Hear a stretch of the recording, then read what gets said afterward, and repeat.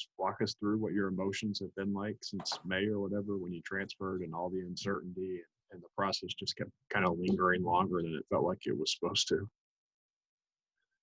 Well, it was a tough process. I mean, you had a pandemic in between. It was a tough decision, obviously. I was thinking about going professional, then talked with Coach Manning, changed my mind, thought about staying one more year at Wake Forest, have a great season, and then, we know what happened with Coach. Coach got fired pretty late, so it changed my plans, and then the Kentucky opportunity came up, and I mean, it's something that I couldn't refuse. I couldn't, I had to make that decision, and then the wait with my waiver and all that, it was tough. Even though Coach Kyle helped me a lot, supported me. I mean, everybody in the organization here helped me a lot. They told me to stay positive at all times, and I did it. But sometimes it was tough, but it paid. Now it's good. Now it's official, and I'm part of the team, and I'm just really happy to be here. What did you make of all the talk that you were kind of this X factor? If you were eligible, you're a national championship contender, and if not, they might not be. How did you handle that kind of pressure? I mean, honestly, it was something that I hear about, but as long as the season didn't start, all I can do is just focus on my work, focus on helping the team as much as I can at practice, getting the guys ready to face whoever we're going to face every night, be ready for battle, share my experience, and make the team better as a whole, and then we'll see the impact at the end of the season. All right, next up we'll go with Kyle Tucker with The Athletic, and then Jerry Tipton will come to you next. Olivier, what is the biggest difference to you about the experience here at Kentucky, the practices, whatever that might be, and then along those lines, who has been the biggest challenge to you as you go against those guys in practice every day?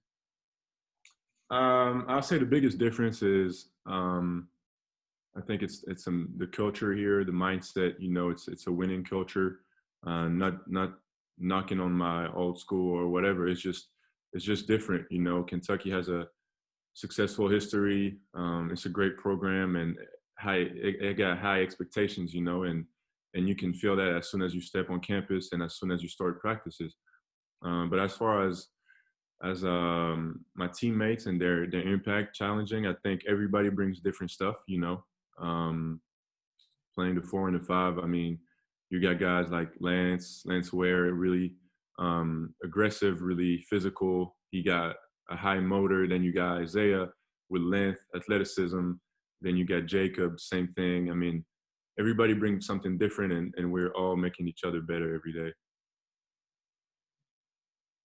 Kyle, you good? All right, we'll go on to Jerry Tipton with the Herald Leader. There we go.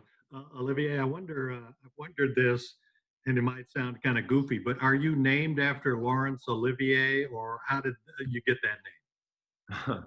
No, not at all. I mean, might have to ask my parents about that, but I don't think so.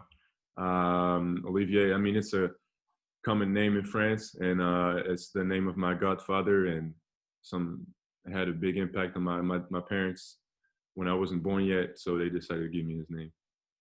And also, I wondered how you explain the dramatic improvements you've made over the last 3 or 4 years, numbers-wise, and I assume production-wise and game-wise. How does that play on your mind? How were you able to do that? I think it's a little bit of everything, work, but also mental work. Obviously, when I came into college, I was only 189 pounds, so I gained a lot of weight since my freshman year. So first, it was like really putting the work with my body, getting better in the weight room, understanding my position, and also at Wake, Coach Manning is a great coach. I mean, I learned so much playing on the post and being a presence inside, and I think it's also realizing all my skills and and that I can have an impact on the team and how to, grab rebounds all the time, being always focused on each possession to know how to make a difference, really. And that's what helped me throughout my 3 years so far. All right, next up, we're going to go with Aiden Alperstein, and then I'll go to William Kevorkian. So I know you mentioned about the difference between the intensity and practices between Wake Forest and Kentucky, but you got to play for Danny Manning, a great coach, and now Hall of Famer John Calipari. What immediate differences have you noticed between how each program is ran?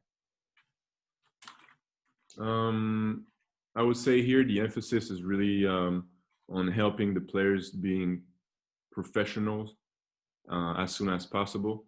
Because when you look back at every team, Kentucky guys don't stay 4 years most of the times, and I say that's the biggest difference, and it changed everything really from a coaching standpoint.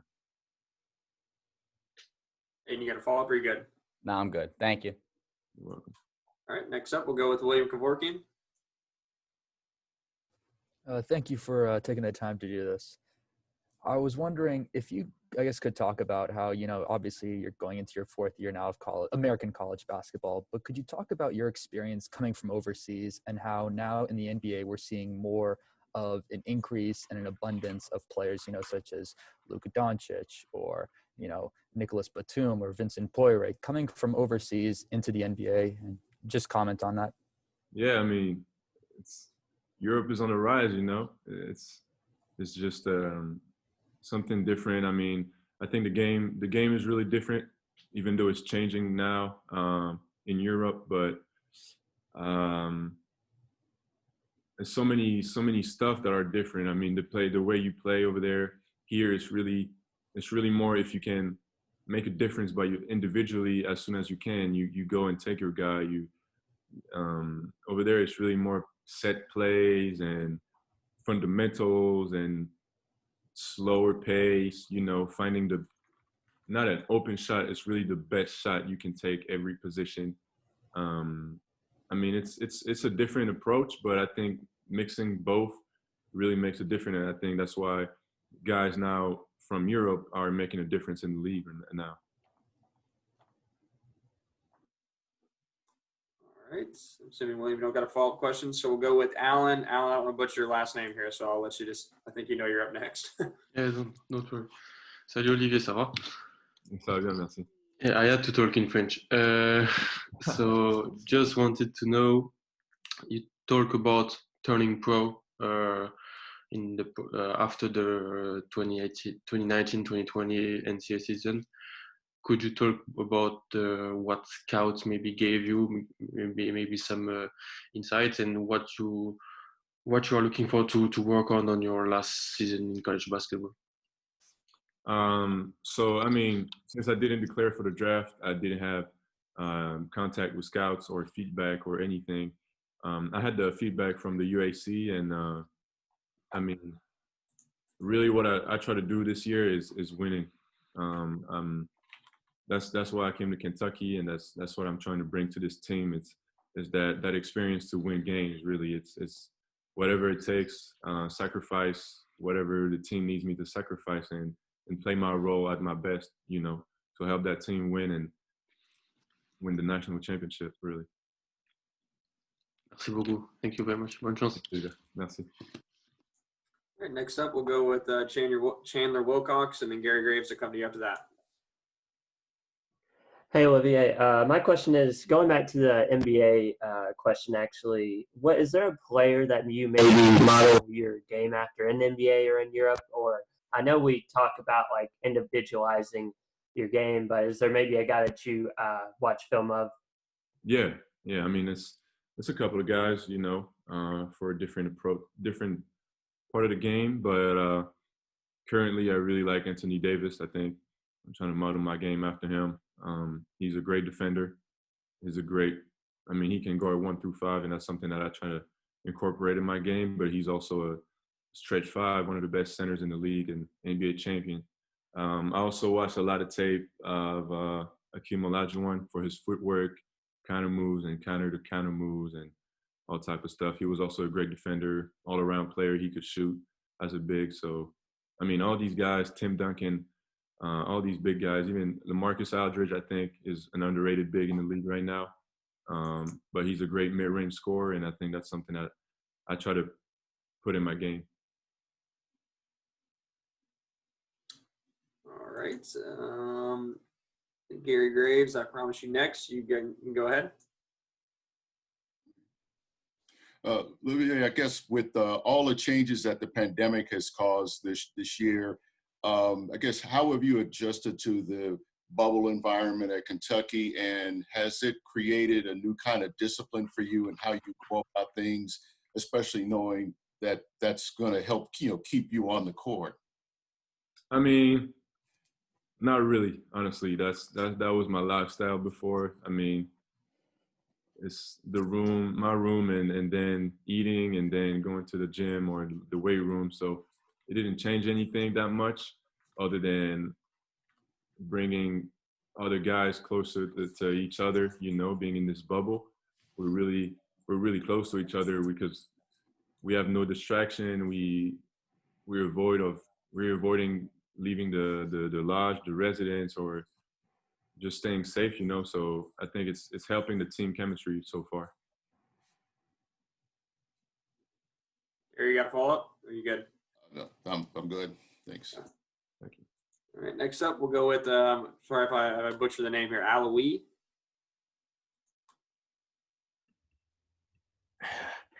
Hello, Olivier. How are you? I'm good, Eddie. Thank you. So why did you choose to take the risk of leaving Wake Forest, where you had great success at the end of last season, and you were lucky to be the team leader, to transfer out to Kentucky, where the competition is obviously stronger across the roster and at the number 5 position as well? Yeah, so I decided to leave Wake because my Coach Manning got fired, and he was a great mentor for me, and he had plans for me.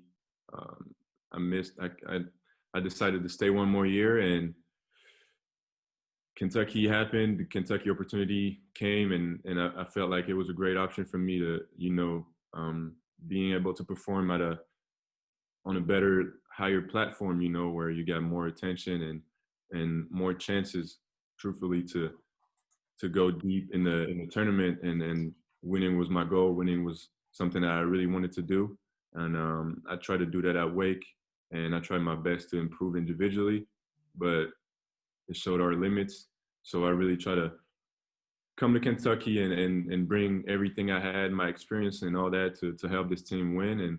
And I felt like talking with Coach Cal, they needed experience on the front court at the big position, and obviously it's a lot of competition. It's a lot of great players on my position, but you can't look at that as pressure or anything negative. It's just helping me getting better and helping everybody getting better. So I think it's a win-win for me, win-win situation.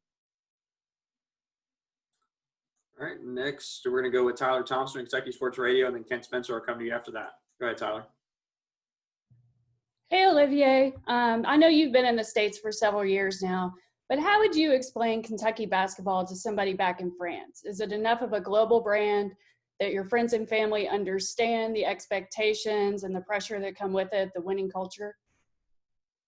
Yeah. So Kentucky is just, when you think about the best basketball program, Kentucky is definitely up there, if not the one. I think it's the winningest program in the nation. It's just a factory of NBA players, a factory of just winning and winners in general. It's a team that always go deep in the tournament, Elite Eight, March Madness. Final Four and all that. It's just they got that tradition of cutting nets at the end of every season, and it's something that I was really drawn into, and that's one of the best programs in the country, really. All right, Ken Spencer, you got next. Yeah, Olivier, you were so important to everything that you guys did at Wake last year. how important is it for you to, and at times last year, I think you got yourself in a little bit of foul trouble. How important is that to work on that aspect of your game, still being aggressive defensively, but maybe not committing those kind of ticky-tack fouls? Definitely, it's definitely important for me. It's something that we talk about a lot at practice. It's an area in my game that I'm trying to improve a lot, because I feel like I'm more available on the court than off the court for the team. So it's definitely something that I need to improve. My defense, it's part of my defense. It's not blaming whoever is on the court that I'm fouling. It's on me, and whether it's positioning, whether it's timing, or whatever, it's something that I really, really try to improve and work on. All right, next up, we'll go with John Long, and then you guys will start to circle back around to some follow-ups. Go ahead, John. Hey, Olivier, welcome to Lexington. I'm always intrigued by what visitors to this city, specifically international visitors, think about it. What are some of the things about Lexington that have been a pleasant surprise for you? And what are some things that may take you a little while to get used to? So I haven't got a chance really to visit the city because of the situation, in the bubble. But from what I know, is it's a lot of horses here. It's like the capital of horse. I mean, the races and all that. So that's interesting. That's pretty fun for me. Other than that, I can't say much other than this. There's a great fan base, honestly. You can feel it, even though I'm not going around and all that, moving around, visiting the city, but you can feel that, and that's something that's really cool as a player. Tell me just a quick thing about your communication major and the academic transition to Kentucky. How has that gone? It's going well. Thanks for asking. I mean, since I transferred, I gotta take a lot of classes. 18 hours this semester, so it's pretty rough, but it's going well. Honestly, it's great professors, great school. It's going well. Thank you. All right, guys, start going back to some follow-up questions. We've got about a little over 10 minutes here. So, John Hale, we'll start with you, and then Jerry, I'll come to you. Olivier, I read where you said you were a better soccer player than you were a basketball player growing up. I'm curious, who would you compare your soccer skills to? What kind of player were you? And then how did you come to basketball instead? So I'm glad you noticed that. I mean, I played both at the same time. I played a lot of sports at the same time, and I was better at soccer than basketball. My favorite player is Ronaldinho from Barcelona. I can't compare myself to him, but I was playing the same position, midfield, and I was doing a little bit of everything, kicking from far, free kicks, corner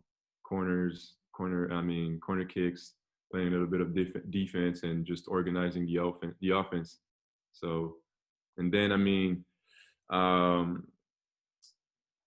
I was recruited by a professional team, but my dad hid the letter from that team, and he showed it to me like I think 2 or 3 years ago, and I think he kind of knew that I was going to be a little bit too tall to play midfield as a professionally soccer. So, I mean, he made the right decision, even though I was still a little bit upset, but he made the right decision. Who was the team, if you can share? Girondins de Bordeaux. Yeah. All right, Jerry, we'll go to you next. There we go. I'm wondering, Olivier, if you ever, I'm being facetious, if you ever parlez-vous français on the court or with teammates, maybe to a ref, you don't like his call and you can give him the business in French. No, always respect the refs, never. And Kentucky, they've had a lot of big guys, as you know, Anthony Davis and so on. I'm wondering if you can describe your game, what we should see when you've got it going. I think I'm a versatile, kind of big, stretch 5, but also really great presence inside. I'm a great offensive rebounder, and I feel like I'm a great shooter too.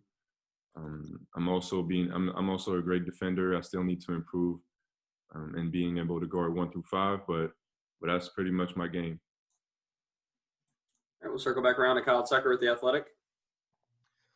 I wonder how you would describe John Calipari and his coaching style, and also, I know everybody has one if they're around him long enough. What's your funniest Cal interaction so far? Wait, can you say that one more time? I'm sorry. Yeah, just how you describe Cal and his coaching style, and then your funniest interaction with him at this point. I mean, Cal he's an unbelievable coach. He gives so much confidence to his players, even though he wants us to build our own confidence by working out by ourselves, getting in the gym by ourselves. But he's really trying to get the best out of you, the best version of yourself. And he will show you your weaknesses and where you need to work on, but really put an emphasis on where you're good at and really bring that out as much as he can. And that's something that's, as a player, I mean, it just makes you want to work and get in the gym as much as you can. My funniest interaction with him, I'll say, is, I mean, it's when he called me to tell me the news that I was going to be able to play this season. I mean, I came to his office. I was running through the stairs and all that. I hugged him. I almost picked him up the floor. I mean, it was just, we were just happy, really. All right, next up we'll go with William Kevorkian. I read that your father played professional basketball in France. I was wondering, could you comment about how his play affected your decision to go into basketball and how he helped you and mentored you and was an influence early on and maybe even today? Okay, so if I can bring a little bit of clarity in this, my dad did not play like professional, like people might think. He played like third division. Not really as a pro athlete. He played, but nothing really major that you can think he played as a high level overseas. But he knew a lot about basketball, and we always had a hoop at home and a basketball, and I always played with him. That's I mean, I got a great relationship with my dad, and it's levitating around basketball all the time. And I got a younger brother too, and it's something that's really big in the family, and it's something that we really love to be around each other and talk about basketball a lot. Yeah. Guys, we got about 5 more minutes left. I'm going to go next to Alan and then Alois. Olivier, you're going to play with potential lottery picks like PJ Boston, Terrence Clark, even top prospect like Devin Askew. Can you talk about those guys or training has been with those top prospects? Great. I mean, these guys, 3 guys you named, I mean, like the entirety of the team. I mean, great work ethic, great young guys. They're always willing to listen to any advices that the older guys like myself or Davion or even Keon or everybody has. They're always listening, asking questions, trying to get better every day. I mean, it's just fun to be around them. It makes my job easier as a leader because they always asking questions, like I said, but really talented and just great group of guys. Thanks. All right, Alois, we'll go to you next. So I was wondering, how did you go through the waiting period for the waiver, and especially how confident you were in a positive answer from the NCAA to come and play to Kentucky? Like I said earlier, I mean, it was a tough process, even though I was pretty confident, it was kind of a gamble taking that decision. It was a big factor in me leaving Wake Forest, the question of, am I going to be able to play next season right away? Coach Kyle he was really confident. He told me not to worry, and he knew that it would take a little bit of time. On my end, I was like, okay, I mean, no worries. I know it's going to come, but I had still like a lot of questions in the back of my head. I was like, man, what if, what if it's not happening? What if, you got to be able to project yourself. And it was kind of hard for these past few months. But I mean, the news came and now I'm able to play. So I'm just thankful. All right, we're gonna go back to Jerry Tipton, and we'll see if we have any more questions after that. Go ahead, Jerry.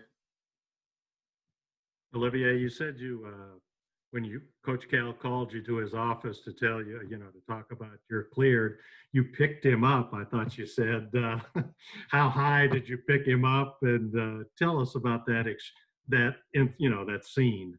No, it was just funny, because like every time he steps in the gym, I'm like, hey coach, you got any news? Like you know when it's coming, you got something for me, you got good news. And he's always like, like relax, it's coming. And I was in treatment that day and get a phone call from him. And I was like, I picked it up as soon as I saw it on my phone, and he's like, come to my office. So I mean, I literally ran upstairs, and I came in, he was smiling, I already knew. And then he told me that, and I hugged him, we hugged each other. And I mean, I didn't really pick him up, but almost. And I've read why you wear number 30. Why would you explain, why that number? So I wear number 30 for it. I mean, a lot of reasons. It's first, it's something that I look up to because it's the number of years I have, my mom has on me, and it's something that it reminds me of her when I play, and also I'm a godfather now, and my goddaughter was born in July 30th. So I play for a lot of women in my life, so both of them, and it's just yeah, something that reminds me of them. All right, we'll go back to Kyle Tucker with The Athletic.